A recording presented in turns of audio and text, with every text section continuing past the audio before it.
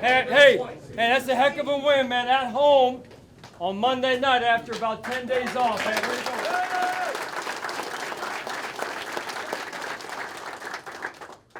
All right, what we talk about, right? What's the advantage? The team, right? That's the advantage. The team. I saw it tonight, man. I saw it with my own eyes right from the start. All three phases working together as one, man, right? Humility goes a long way right now. Got a short week. Take care of yourselves. Here we go. Hey, we'll take them out and get them, man. That's it. A lot of love for y'all, fellas. 1, 2, 3, 1, 2, 3.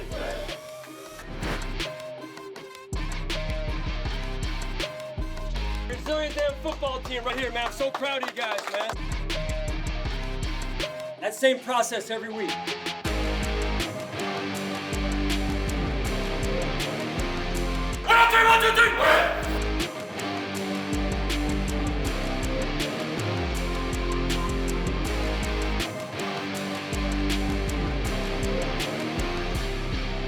Hello again, everybody. Welcome into Week 4 of the Sean McDermott Show, presented by Kaleida Health. Thanks for joining us, Sean. Thanks for spending a couple minutes with us on technically a little bit of a short week for you guys after a huge win, going 3-0 after a 37-point win over the Jaguars.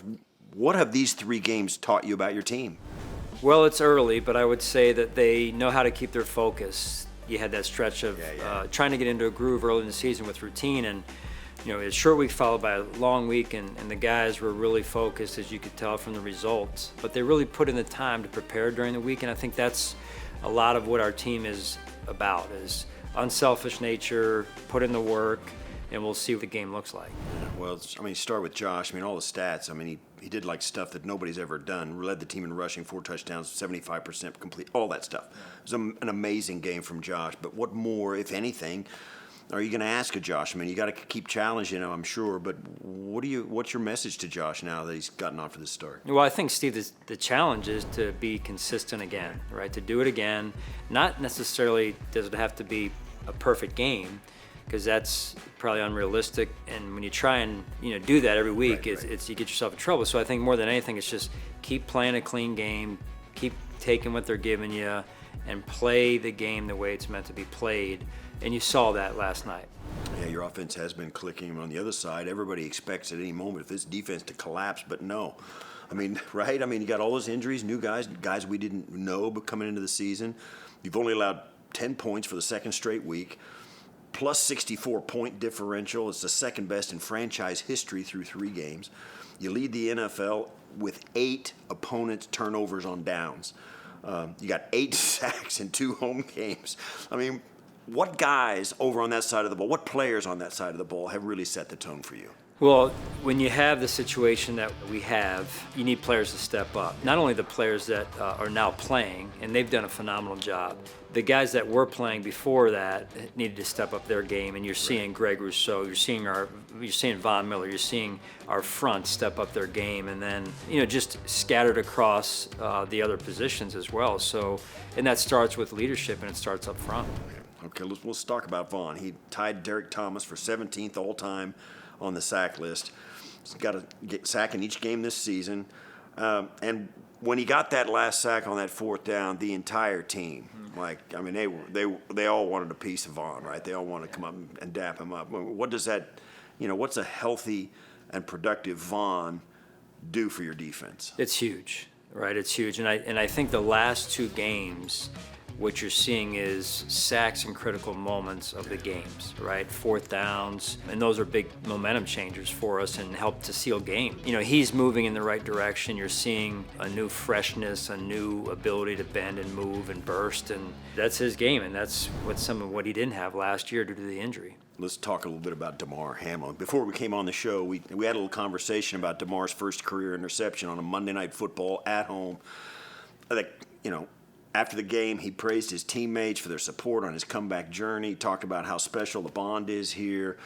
And I want your perspective on what a moment's like that. But the roar that came out of that crowd for me, I've been in that stadium for almost 40 years. It was a unique, loud, we've had other loud, maybe louder roars, but that one was different because of what it meant. What's that like from your perspective? Yeah, I've heard the word chills used, or I'm going to tear up here, because You know, football is football, but life is life. And when you go through what he's gone through, you can't even begin to imagine a player or a person getting back to where they're able to do what he did. And what a great moment to share. I mean, I think that'll be one of those things you say, hey, do you remember where you were when, right? And he had that interception and the place went crazy. Yeah. All right, thanks, Coach. We're going to get back with you later in the show to get your final thoughts on facing the Ravens on Sunday. The Game Plan is presented by Energy Mark. Trust Energy Mark for renewable energy supply.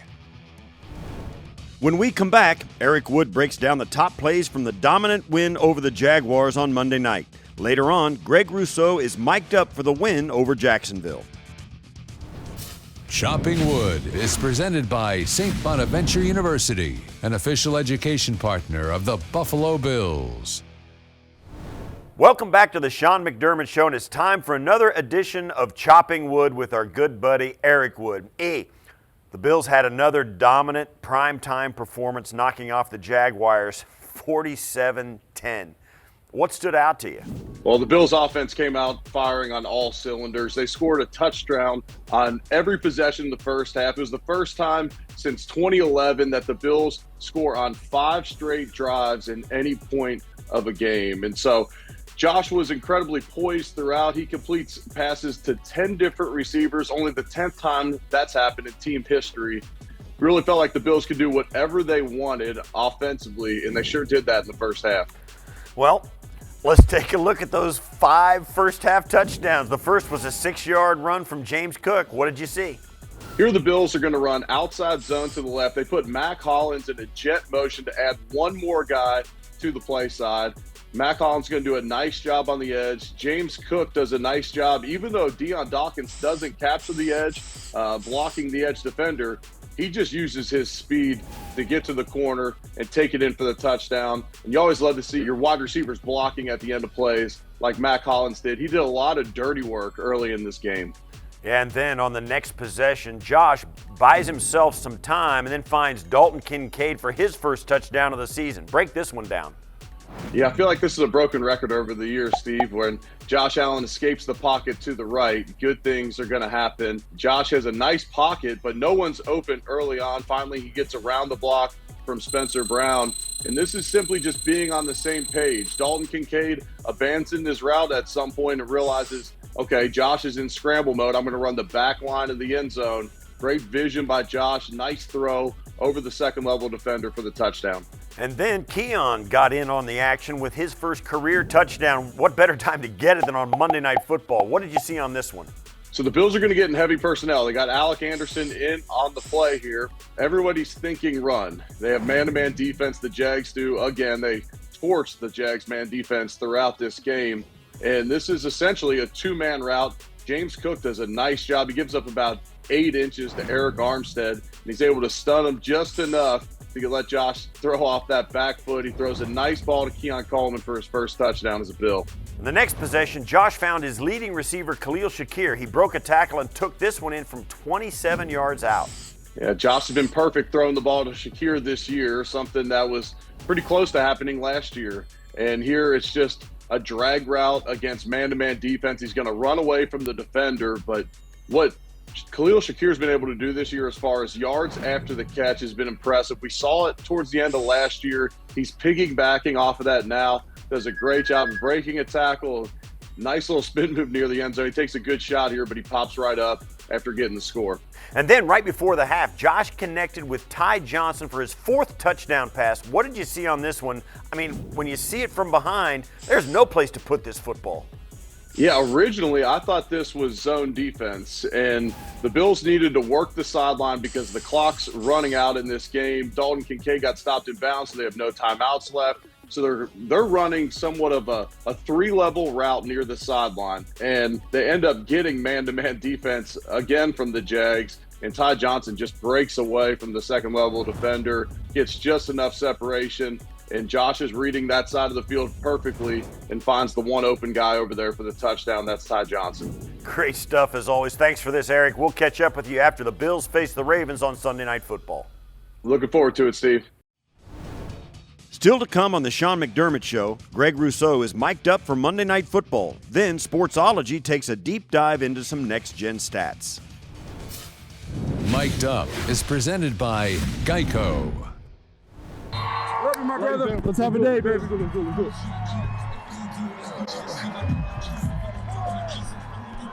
What up, Mike? What up?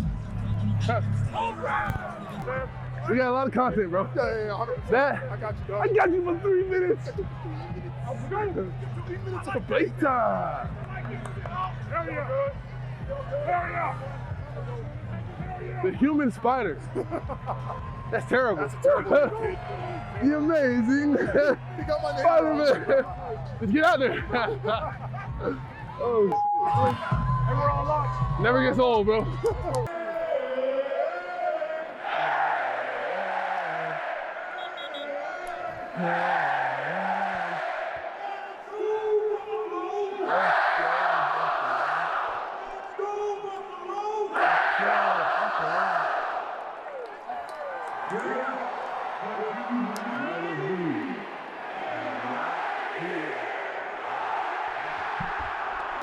Appreciate it.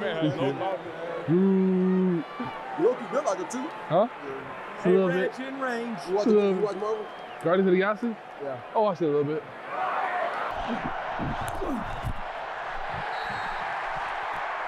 Yeah, swoop. Yeah, swoop. Yeah. It's loud as right now, bro. It's loud. Yo!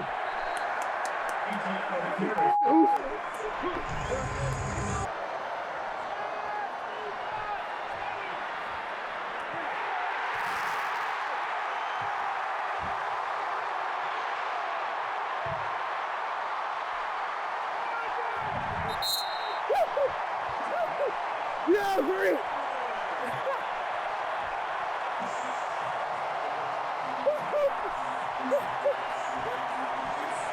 Hey! Oh, I missed it.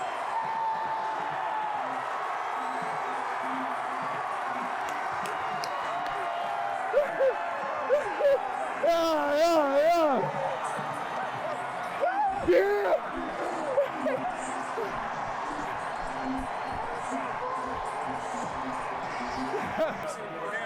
DM said, let me get that.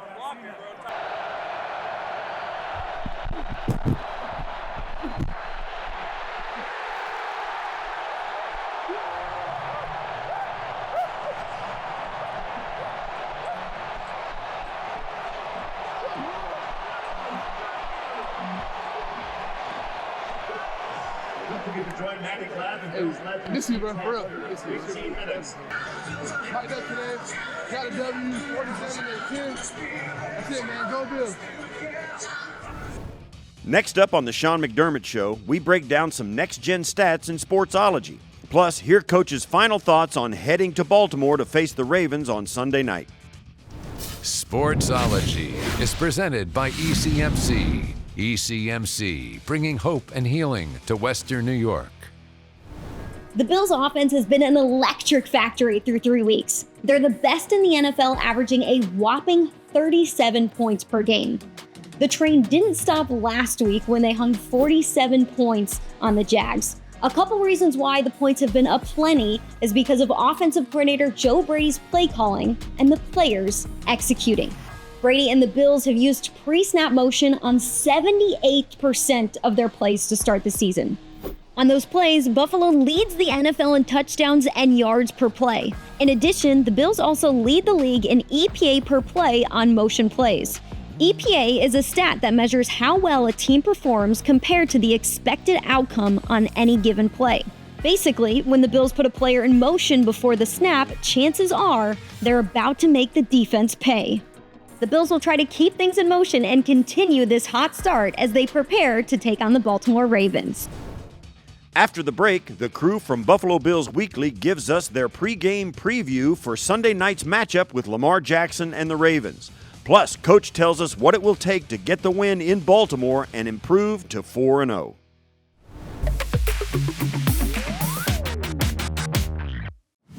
Welcome back into Buffalo Bills Weekly. The Bills have their third straight primetime game on deck, Sunday Night Football against the Baltimore Ravens. Like the Bills, Baltimore has had a lot of turnover this offseason. They've said bye to 3 starting offensive linemen and 2 huge stars on defense in linebackers Patrick Queen and Jadeveon Clowney. Unlike the Bills, Baltimore has had a hard time figuring things out. They're 1-2 to start the season.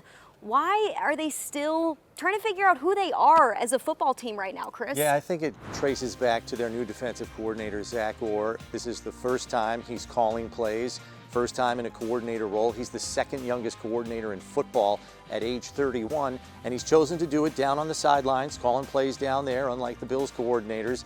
And I think it's just been a little disjointed with the play calls and the consistency on the field.